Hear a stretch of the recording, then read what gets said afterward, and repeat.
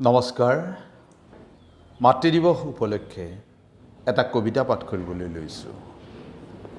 কবিতাৰ শিৰোনাম মাতৃ। হে মাতৃ, তুমি অনন্যা, তুমি মহান, তোমাৰ তুলনা নাই। তোমাক কৃতজ্ঞতা বা ধন্যবাদ জনাবলৈ আমাৰ সাহস নাই, কিয়নো সেইকণো তোমাৰ বাবে যথেষ্ট নহয়। 10 মাহ 10 দিন তোমাৰ গৰ্ভত লৈ কি কষ্টেৰে আমাক জনম দিলা ধৰণীৰ বুকুত। তিৰস্কাৰ, লাঞ্ছনা, গঞ্জনা আৰু কত যন্ত্ৰণা বুকুত লৈ তুমি আমাক পোহৰৰ বাট দিলা। খুজি মাগি হলেও তুমি আমাক ডাঙৰ দীঘল কৰিলা, আৰু খুটি খাব পৰা হোৱাৰ পিছত তোমাকে আমাৰ মুখাপিন্ধা ভদ্ৰলোকবোৰে নিৰ্যাতন দিয়ে। সদৌ শেষত তোমাৰ আশ্ৰয় হয় বৃদ্ধাশ্ৰম, নহলে কোনো ফুটপাথ নাইবা ৰেল ষ্টেচন।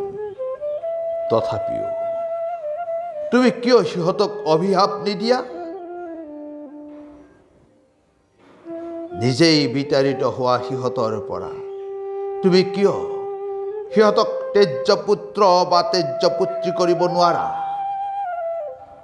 তুমি টেকৰাৰ দৰে তোমাক খুলি খুলি খাই সিহঁতে, আৰু এদিন সিহঁত হয় তোমাৰ দৰে সিহঁতৰ সন্তানৰ পৰা।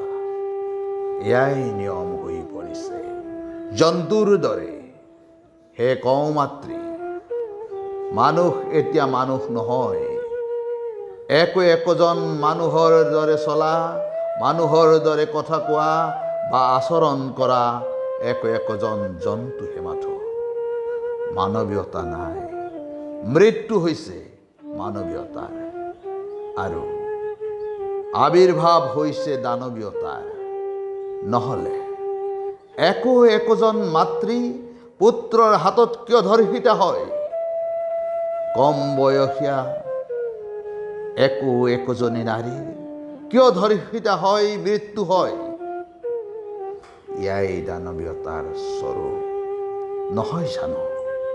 তথাপিও কওঁ, তুমি মহান।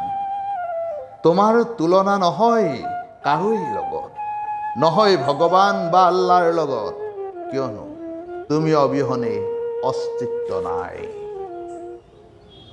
ভগৱান বা আল্লাহ। শত সহস্ৰ প্ৰণাম মাতৃ। হে মাতৃ, প্ৰতি জনমে যেন তোমাৰ গৰ্ভতে জনম লওঁ। ধন্যবাদ।